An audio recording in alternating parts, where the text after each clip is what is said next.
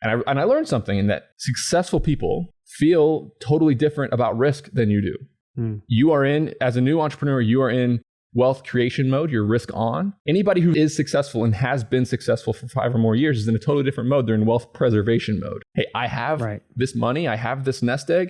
How can I protect it? What do I need to do to make sure that I don't lose it? Hello and welcome to the Leverage 3 podcast. This is the show that helps you leverage the talent and tactics of high performers. I'm Craig Shoemaker, and today's guest is Nick Huber. Nick is a serial entrepreneur, investor, and content creator focused on the real estate and small business markets. In the last 12 months, Nick has co-founded 11 different companies, all while building a diverse portfolio of sweaty startups in real time. Nick, welcome to the show. Craig, thanks for having me. Yeah, I'm really glad to have you here. And well, okay, I've got $50. I hear you have tomatoes. Like, can we work out a deal? Yeah, the internet is a wild place, and some people think that rational thinking humans would rather have $50 a month for life than $1 million cash. So it's a wild place, right? So I mean that kind of exploded on you sort of unexpectedly a little bit, right? Yeah, every time I take the jokes just a step further and try to get so outrageous that one of them's just going to whiff altogether because everybody thinks, it's pretty obvious and so ridiculous and easy to spot. But I'm just surprised. I'm constantly surprised by how dumb the average Twitter user is. So it's cool. Well, it helps you figure out who you want to spend time talking to and basically everybody else, right? So yeah, yeah, exactly. It's a weeding mechanism. Right. So in terms of like where you got started and where you are now, I mean, would you say that you began your journey in business when your dad kind of voluntold you into a commercial landscape company? Is that like where this all began? Yeah, set me down at the kitchen table as a 13-year-old, even though I didn't have my driver's license, and showed me a profit and loss statement and a leasing schedule for some equipment. And I had to mow, 8 commercial properties, including a shopping center, a nursing home, a movie theater, an apartment complex. And I didn't want to do it, and I cried, and it was really hard. But a couple months in, I realized I was making about $40 an hour while my friends were working at Subway for $7.25. So I got addicted to the hustle of making money. It was fun. Oh, I think that's incredible that he started you off that way. It wasn't just like, hey, I got this gig for you, you're going to go mow lawns. It was, here's all the mechanisms of business that you need in order to get started, and kind of set it in your ballpark and let you run with it. Was that intimidating for you in the beginning?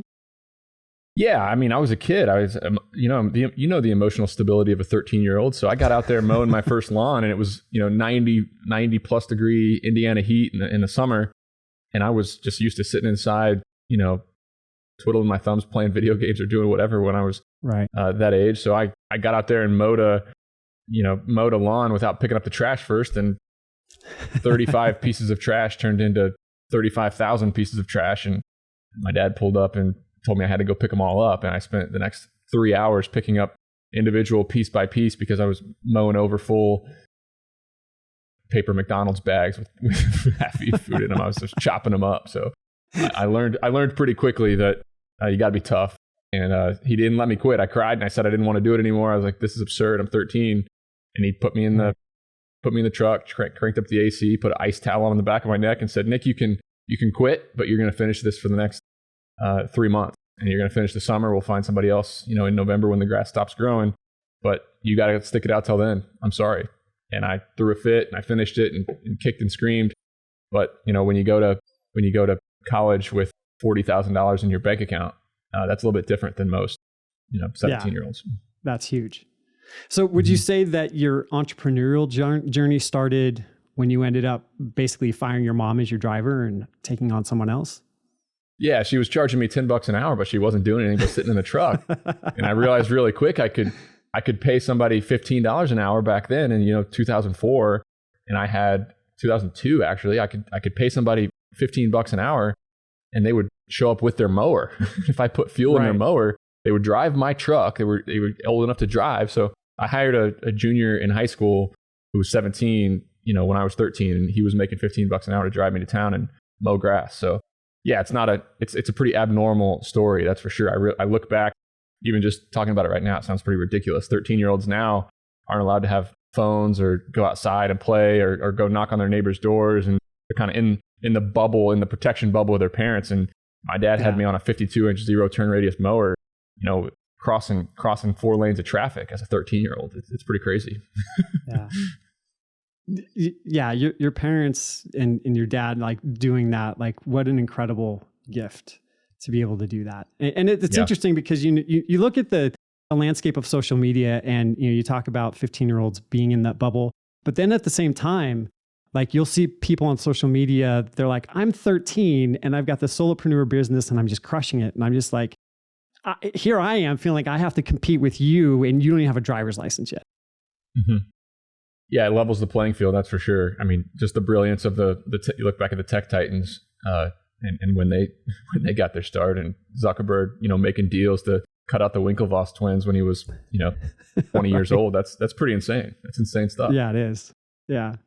So what are some lessons that you've learned, let's say in the past 12 to 18 months that you didn't see coming, that kind of came as a surprise to you?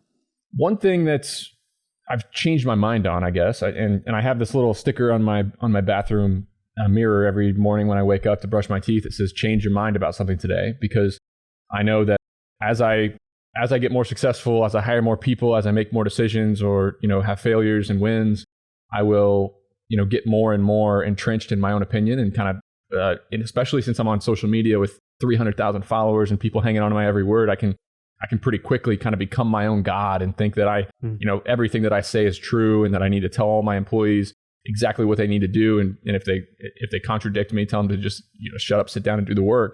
I think that's a really dangerous thing about an entrepreneur who's had a little bit of success. So my goal is to avoid those blind spots and continue to encourage smart people to challenge me all the time and have an open mind and not get so, hung up in my opinions that I kind of, filter information on what supports those things. That's a very common thing that people see. And it's a common thing that I see myself falling into. I start to believe something. I start to think something works a certain way. So I filter information and I let the stuff in that supports me and kind of agrees with me. And I turn away the stuff and the people that don't. So, right. And that's a good way to lose pretty big in the big grand scheme of things if you don't do it right. Hey, do you want to get parts of these interviews that aren't available anywhere else? Well, you can join the Leverage 3 email list and get access to exclusive content just for subscribers. So go on over to leverage3podcast.com and sign up today. So what does that look like practically for you? I imagine you have advisors and mentors and people around you, but like, how are you making that a reality? Yeah, I mean, the controller at my real estate private equity company, him and I together are making decisions to deploy hundreds of millions of dollars. Well, $100 million of storage that we've bought in the last 5 years. Yeah. And we're trying to figure out what to buy, how much to pay, how it's going to look. We're trying to, come up with a realistic underwriting scenario of, looking into the future of how much money a real estate portfolio might make. And I tell him often, I say, hey, look, I have strong opinions. I can get aggressive. I can, I talk with a lot of, charisma and loud words, and it'll almost seem like I'm yelling and it's overwhelming. Right. If you disagree with me, come at me hard and fierce and put me in my place. And it happened in 2022. Interest rates were flying. And I was like, we need to just buy. We need to buy. Our investors are, hungry for deals. All the deals we bought are doing phenomenally. And he went on vacation for 2 weeks. He comes back and we had 3 new deals under contract to buy. Deals that I negotiated and sent the offer price on, and they accepted. And he says, Nick, we need to have a call. And he gets on the call and says, you're not going to like this, Nick. I don't think we should buy any of these deals. I think we're paying too much for all 3 of these properties. And at first I was taken back and I got offensive or defensive. And, what do you mean? Why not? Like, tell me why. And he challenged me and he continued to challenge me. And he was right. And we dropped the deals and we didn't buy them. And I am so thankful today that we didn't buy those deals. And so, I have 5 to 7 people, and that list is growing every day as more and more people, I get a look into their mind. I see how they think. The people on my team, and right now in my career, I'm just kind of a assembler of talent. That's what I can, consider my main job right now. I'm trying to get as much talent as possible in the doors with me. So my trusted list of people that I know can make good decisions, that I know think about things the right way. They've proven to me that they're smart folks. They have a green light all the time to call me out. They have a green light all the time to tell me that I'm wrong. And if they do, then, they generally got pretty good reasons. Yeah, that's awesome. Okay, so those are your peers and your contemporaries. What kind of questions are you asking your mentors or the people who are a couple steps ahead of you right now? Advice is a funny thing. And, people, now this is going to come out all wrong, but I'm going to give kind of a contrarian answer here. Okay. When I was 25, I went to wealthy real estate investors, went to the richest people I knew, successful entrepreneurs, my, mentor in college, my entrepreneurship professor, one of my entrepreneurship professors at Cornell. And I told him what I wanted to do. Hey, I want to buy this property. We're going to build a building on it. I went to all the people I trusted, and 8 out of 10 of them told me that it was a bad idea and I shouldn't do it. Mm. And I learned something, and we did the deal. We built the building for, all in for $2.9 million, worth $11 million today. It's been a life-changing amount of money for me personally. We bought out all of our investors. It's been insane. And I look back and I would have probably told myself not to do that deal. If I right now, in my situation right now, was looking at my 25-year-old self, knowing what I know now about risk, about the debt, that was, people don't know that from 2015 to 2017, the Fed was increasing interest rates just like they are now. It was a step. Interest rates all the way up. I would have said, no way, Nick. A recession's on the way. Like, we're horrible time to take on a 70% LTV loan on a new development. You don't even know what you're doing. You have no experience. You don't know how to raise this money. You don't know how bank debt works. You don't know about the risk. This underwriting pro forma that you have modeled is all wrong. It was all wrong. Don't do this deal. And I learned something in that successful people who are more successful than you, feel totally different about risk than you do. Mm. You are as a new entrepreneur, you are in wealth creation mode. You're risk on. Anybody who is successful and has been successful for 5 or more years is in a totally different mode. They're in wealth preservation mode. Hey, I have this money. I have this nest egg. How can I protect it? What do I need to do to make sure that I don't lose it? Because the only thing that could go wrong in my life right now is I lose this money.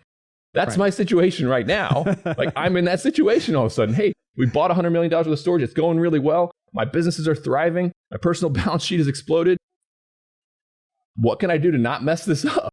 You know what I mean? So that's just a long way of saying, like, be really careful about what advice you get and understand that all the advice you get comes from a totally different lens. Yeah. Yeah. Totally different set of situations and just a different world. Right.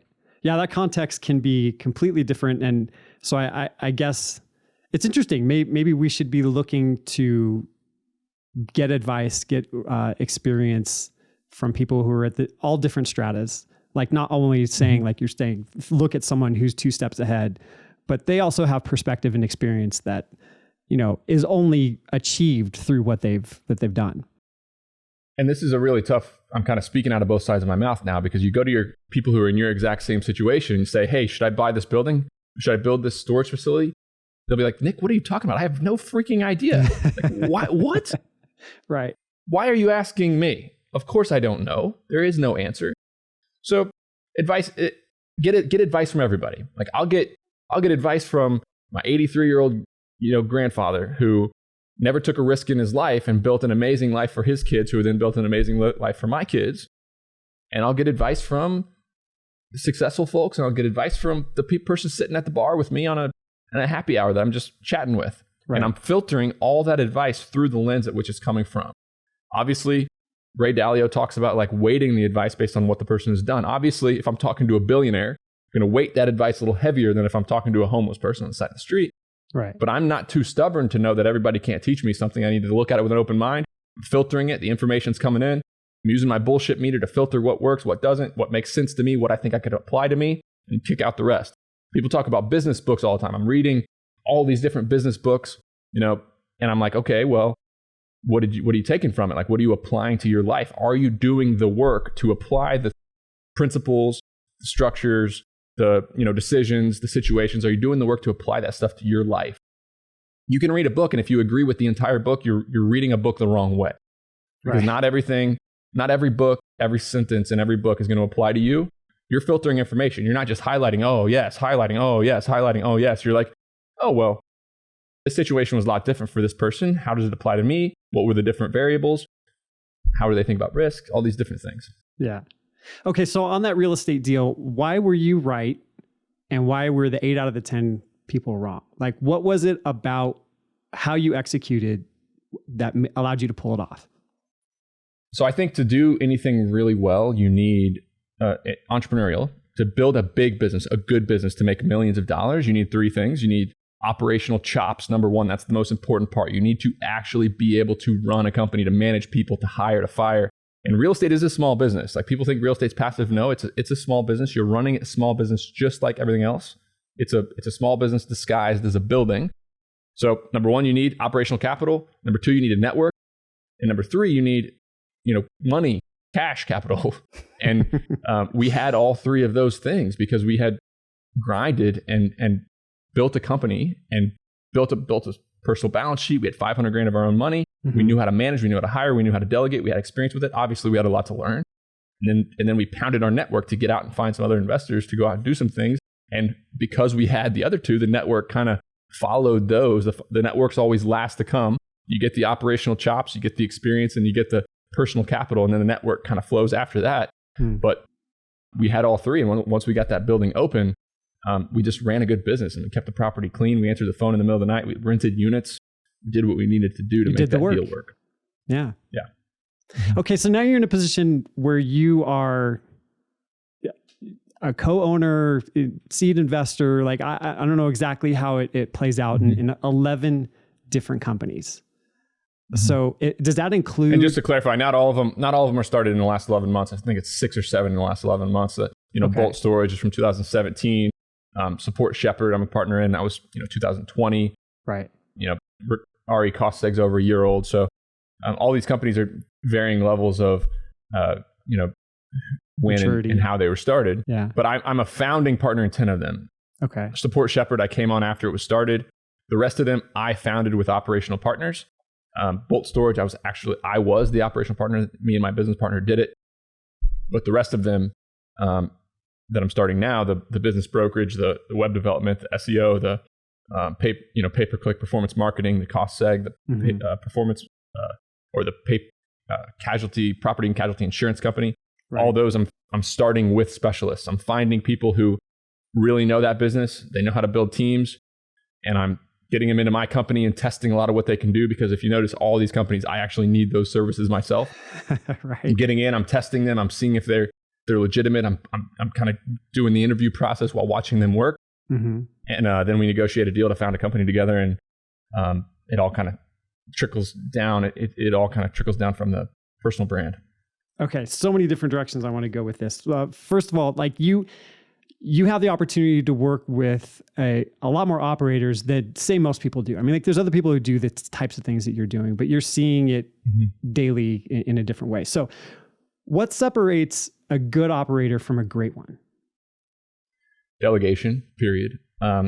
Generally 2 things. It's sales. The fact they're well-spoken, they're charismatic, they have energy. People want to follow them. People want to buy from them. People want them on their team. And then they have experience delegating. They know how to build teams. They know how to get other people to do work in exchange for money.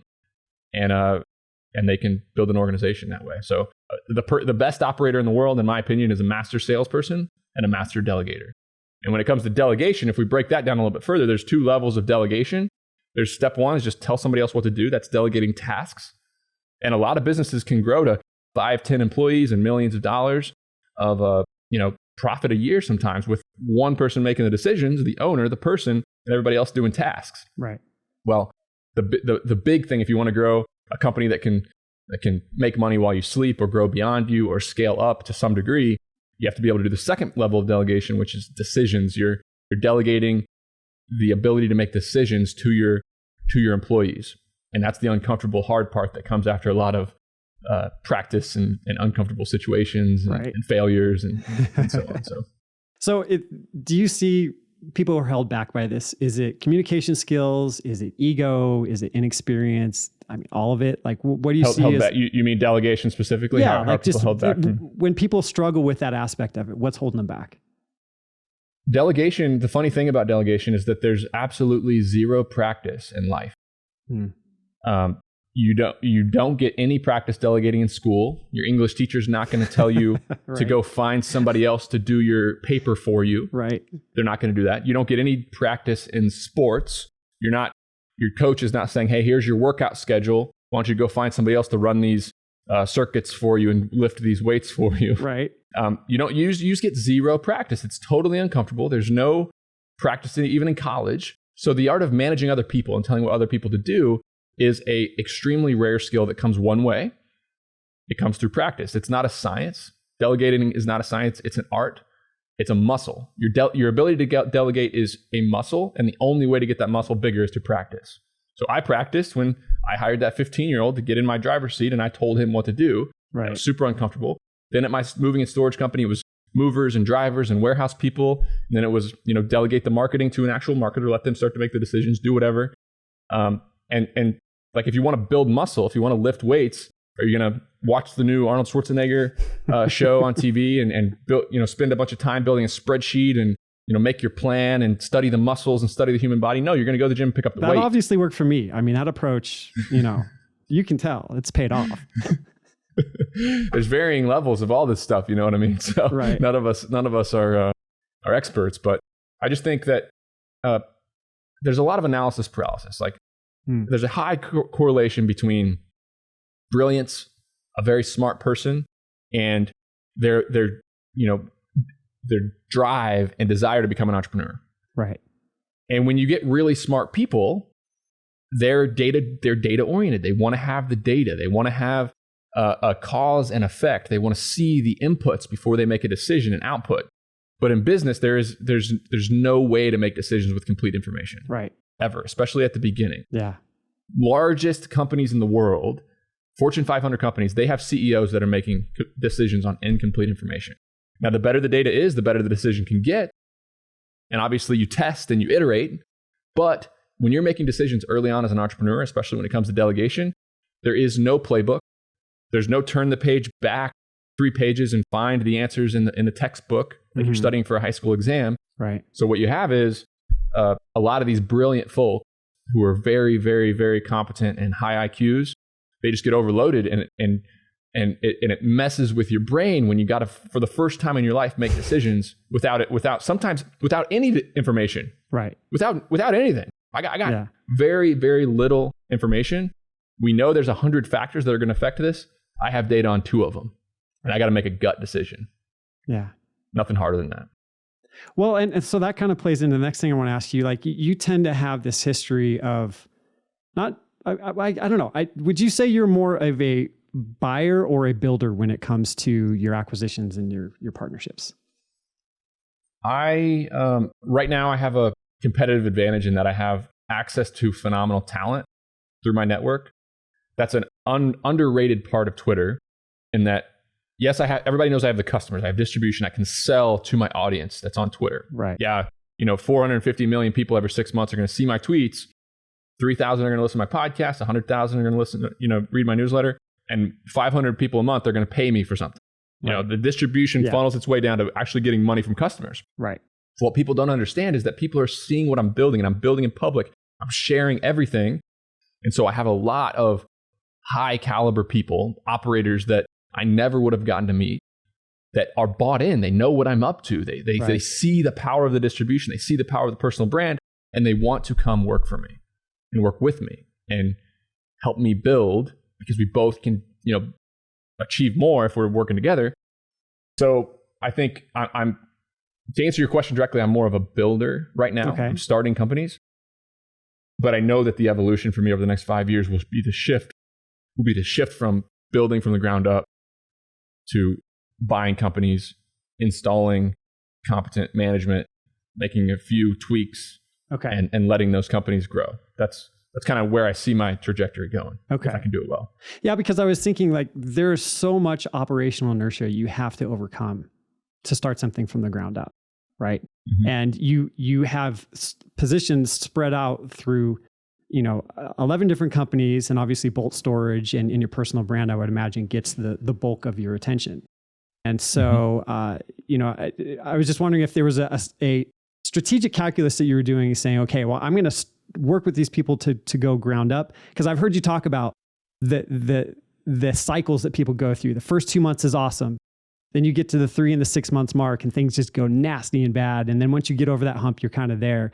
And so, yeah, has it been an outpouring of the way you've done business, or has it just been like, this is where I'm best at right now, and that's why I'm focusing on it?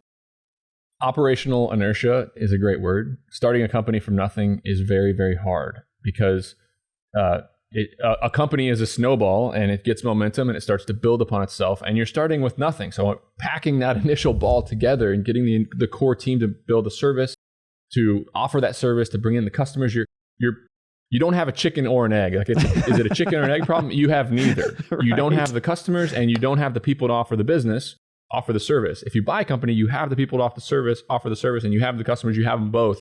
It's about growing both those things. But it's a risk thing for me. Like I have never taken a company from $5 to $10 million valuation to $50 to $100 million valuation. I've never done that. I don't know how to do it. I'm getting a lot of advice, and people are starting to call me and say, hey, Nick, it's not that different. You can do X, Y, and Z. And I'm starting to talk to these people who have done this stuff before to get a feel for it. Right. But frankly, my life has changed an insane amount in the last 3 years. 3 years ago, if you sat me down 3 years ago in 2020 and said, Nick, I was in dorms still moving boxes when COVID hit. Like I was in that operational business still. It was two businesses. I had real estate and I had that. Recent. So 3 years, my personal balance sheet, my net worth has nearly 10x'd. Yeah. My distribution on Twitter has 10x'd for sure. 100x, 3,000 to 300,000 people. Right. And my life has changed exponentially fast. I got into a little bit of mode of like, hey, wealth preservation mode. What could I do possibly to mess this up? Right. What could happen in this world where all of a sudden Nick Huber, my personal finances, my empire is at risk? There's real estate debt. There's all my floating debt. There's certain, black swan events that could take me down. One of those is buying a business for $5 or $10 million with a slug of bank debt that I'm personally guaranteeing. Right. So part of it's comfort level, right? I need a bigger and better personal balance sheet before I'm comfortable going after a $1 to $10 million company that I can buy. You bring something up that I think is interesting. I've had a couple conversations with people in the last few weeks about how COVID and the opportunity for people to be at home and paying more attention to social media really helped a lot of accounts kind of explode. And I'm curious, do you feel like that had an effect on you being able to build your brand and, by extension, your companies?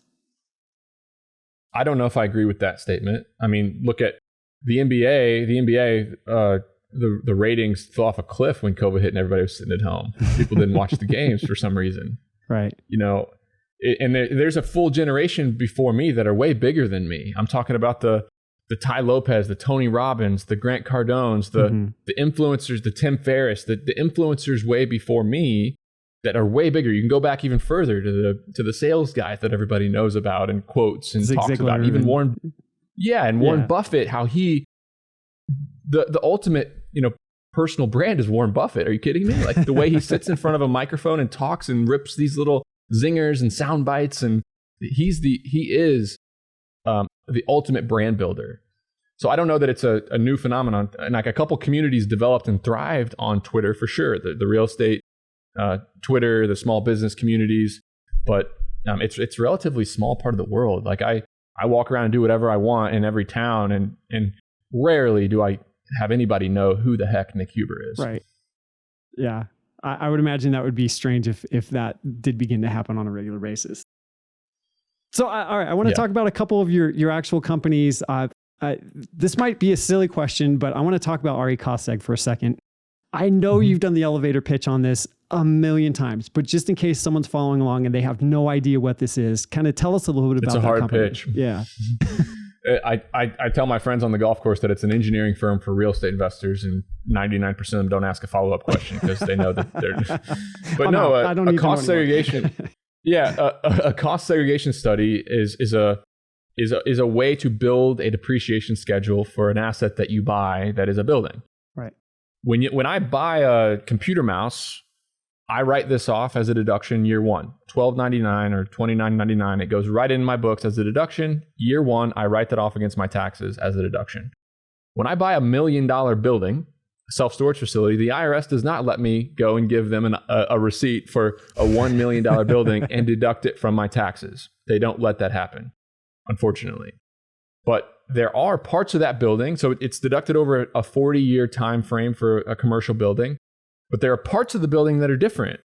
The IRS says, oh, actually, windows, those don't have a 40-year lifespan. Outside, ground improvements, those need replaced more often. The HVAC, the hot tub on the back deck of your Airbnb, all the removable walls of a self-storage facility, that stuff has a shorter lifespan, so I can depreciate it quicker.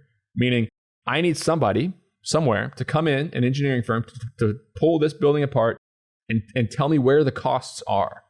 I paid $1 million. How much is assignable to the land? That can't be depreciated at all. I can never write that off. The basis stays the same forever. How much is attributable to the driveways, to the concrete? How much is attributable to the doors? That's what RA Cost Seg does. We have 26 folks, 14 of them are engineers. We get on a Zoom FaceTime with a real estate investor. We will walk around a property. Then we'll make a CAD drawing of the building and we'll pull out all the costs and we'll measure the square footage of each different type of material used in the building process. And we'll basically give you a report back that you can then give your CPA and figure out your depreciation schedule for your assets. Now in 2017, bonus depreciation became 100%.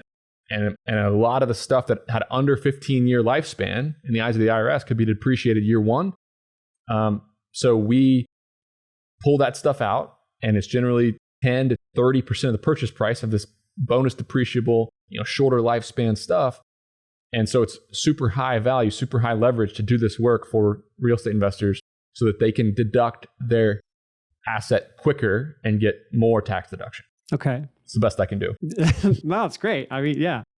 Okay, so I don't know what I'm talking about. I'm a bonehead podcast host. I help people build courses. I'm in technology, all that kind of stuff. But there's two things when you describe this business that stick out to me. And so I'm curious about how you deal with this within the business.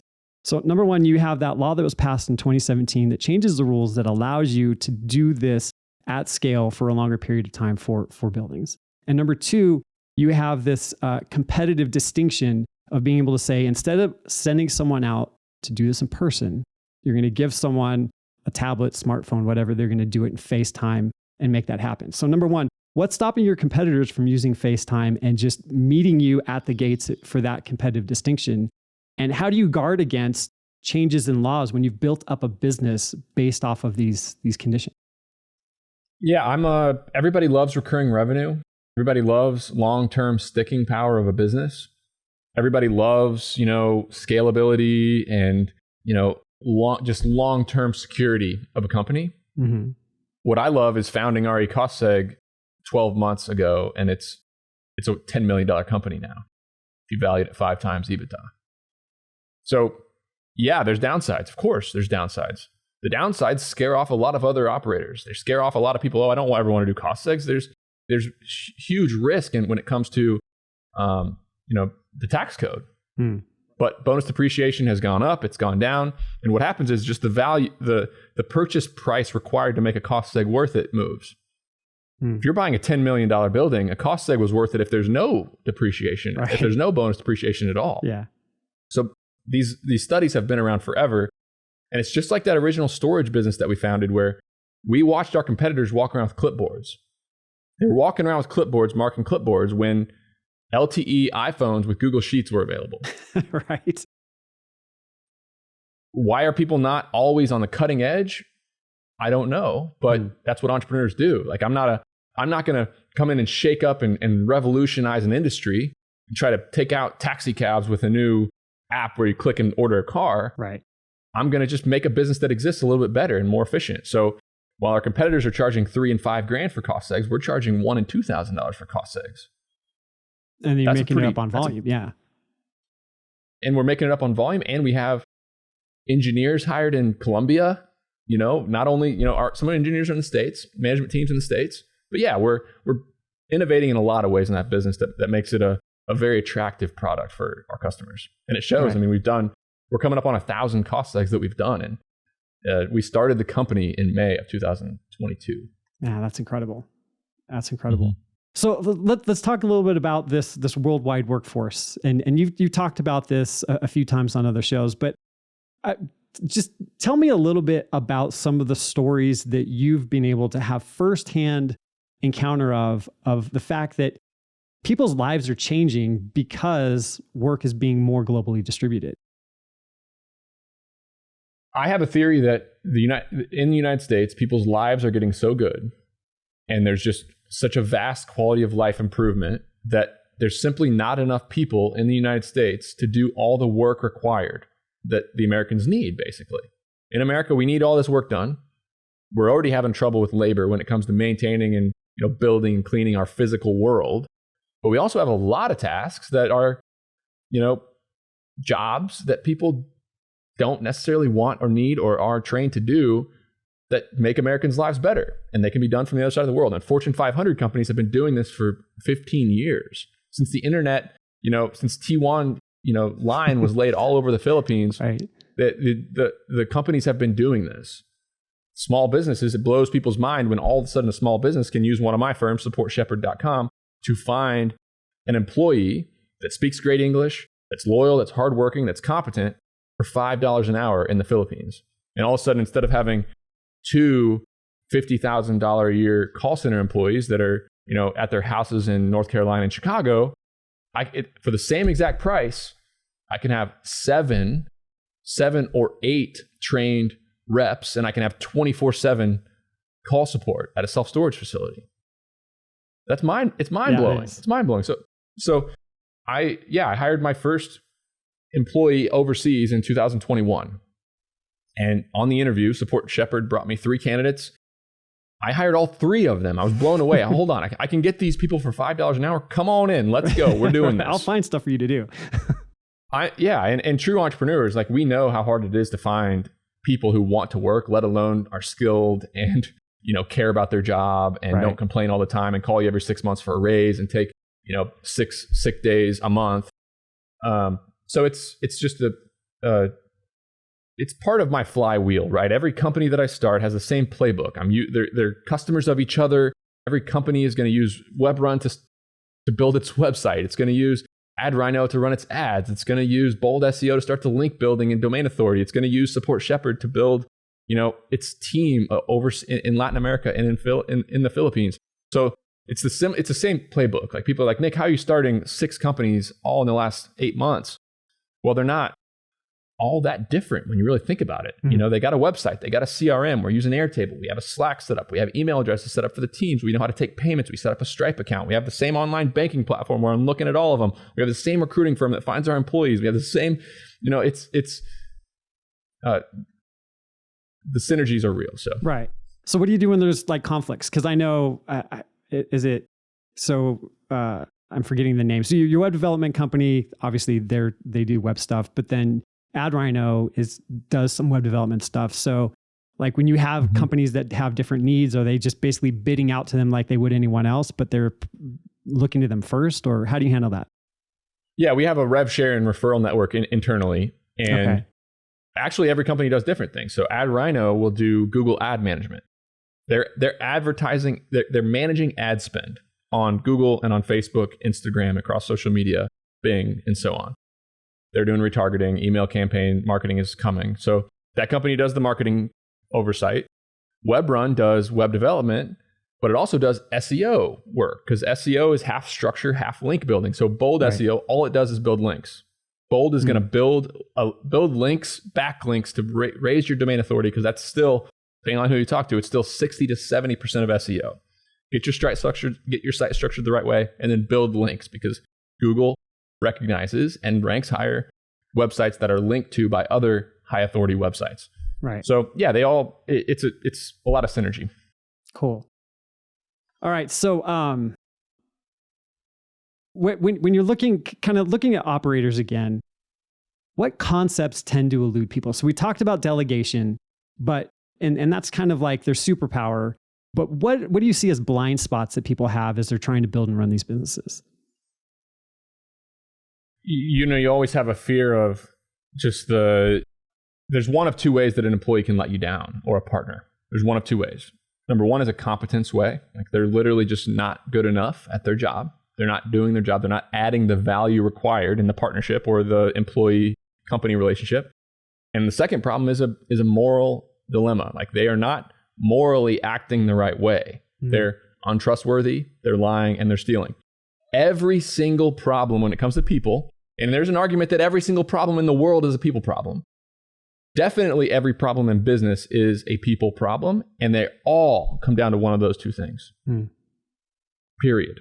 The person's either not acting right, and this is the same with a customer. A customer can be incompetent, a customer can be incompetent, and a customer can be morally abusive and rude and entitled to a company. Right. So this is all human relations is one of those two problems, and in business it's no other. So if you can avoid those two, if you can find a competent person who's trustworthy and morally sound, and the second one, that's something you learn over time. That trust is built over time. So what I do with my operators is I slowly give them more. Slowly give them more. And every delegator should do that.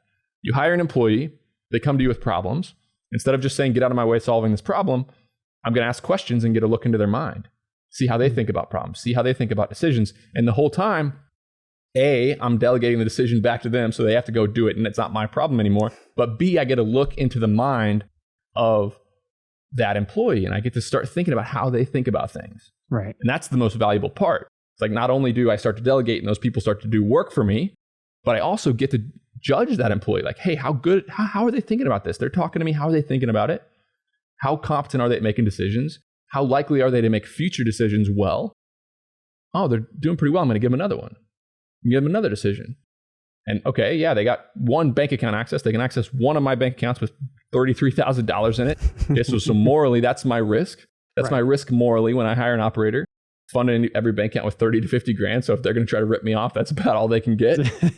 Stop there. But if they work with me for years and I see that they are honest and they're trustworthy and they're competent, then I'll give them access to all the bank accounts and help them start to manage some other things. Now, I have a theory that the more competent and the more intelligent and hardworking a person is, the less likely they are to be morally defunct. Right. They're not. I think that the lazier somebody is and the less competent they are, the more likely they are to be a liar and a thief, because they got to catch it up somewhere. They're making promises that aren't. People who are really freaking good at life have no reason to lie and steal and cheat because they can get ahead without doing those things. Right. Why would I risk if I'm good at what I do and I can add a ton of value, why would I risk my reputation to lie and steal and cheat even one person? Why would I do that? It puts everything else at risk. But if I'm actually talking a bigger game than I am and I actually can't do what I'm saying I can do, and I'm not that competent, I'm not building companies and we're not making money, then you got to take a little bit of shortcuts. Sometimes things get really stressful. People are way more likely to lie and steal and cheat when they're in a high pressure, intense situation where there's no way out and they've dug themselves a hole. So surrounding yourself with really competent people is the best way to fend off the morally incompetent folks. That's awesome. You've shared an incredible amount of stuff, and I thank you so much for hanging out with me. One of the things that I like to do at the end of each show is leave people with 3 takeaways, actionable tactics that they can run with. So if you were to boil down 3 things that you think people should consider, what would you give them? So I'd say number one is that entrepreneurship is way harder than it looks online. I think a problem with entrepreneurship culture is that so many people get into entrepreneurship and they get on the internet and they follow me, they follow all these people who are way ahead of them doing business at a really high level, and they make it, and all of us, you need to understand that all of us are making it sound easy for a reason. We're building a personal brand. Right. This is not easy.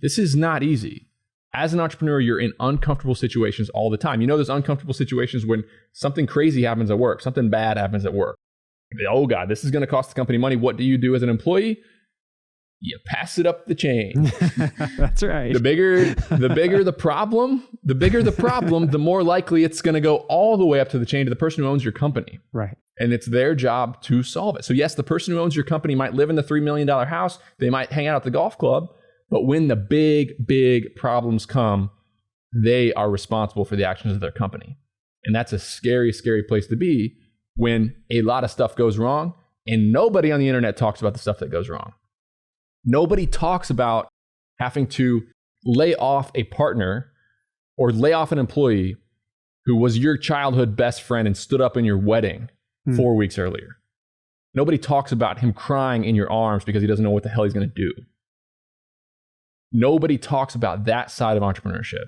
Yeah. Nobody talks about one of your employees driving your box truck down the road and going on Sturo Drive in Boston when the box truck's 11 foot tall and the freaking overpass is 9 foot tall, and they ripped the top off of it. And the whole truck is totaled and there's customer shit all over the road. Nobody talks about the feeling that you get inside your chest when you get that call. Yeah. You've got a call that a family member's sick. You've got a call that maybe your girlfriend or boyfriend is going to dump you. You've had things hurt you. And that's how it feels when your company gets injured and your balance sheet gets injured and you're going to lose a lot of money and your reputation is tarnished. That's how it feels often. So if you don't like those uncomfortable situations, those stressful situations where every call that every time an employee calls you, they're calling you because they need you to solve one of their problems.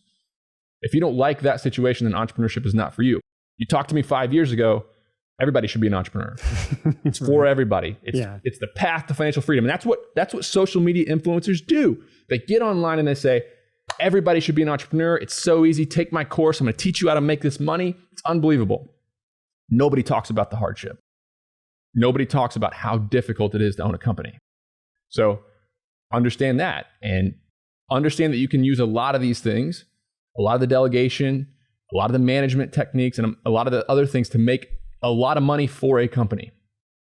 Like, period. Right. You can think like an entrepreneur at work, and there's one way to make good money at work, and that's get really good at your job.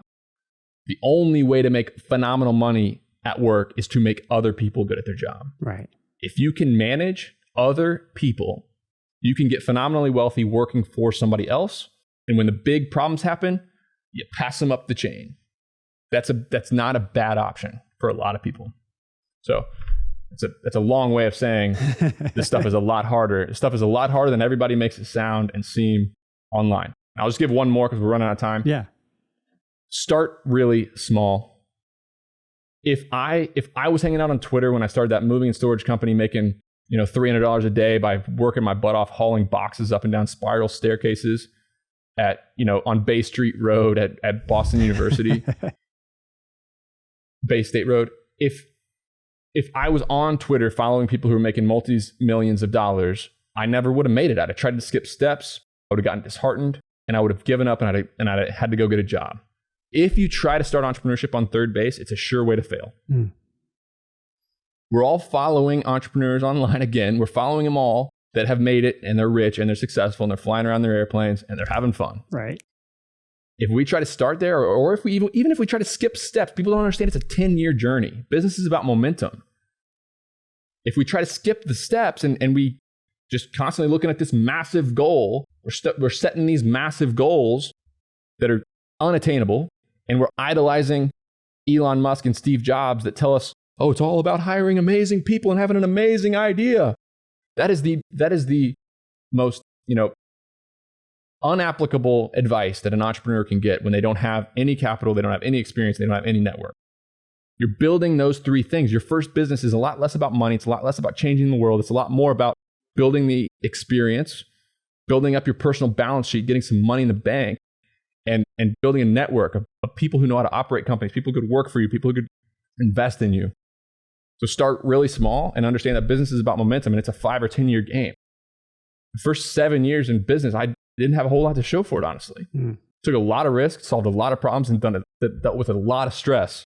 And my friends who went to work for companies after college were richer than me and working less than me. 7 years into this game. People don't know that. Thanks so much for being a part of the show. Now, one of the easiest ways that we can stay in touch is that if you're watching on YouTube, please like this episode and subscribe to the channel if you'd like. And if you're listening to the audio version, rating on your favorite podcast app would mean the absolute world to me. So I'm Craig Shoemaker. and I'll see you again here soon on the Leverage 3 podcast.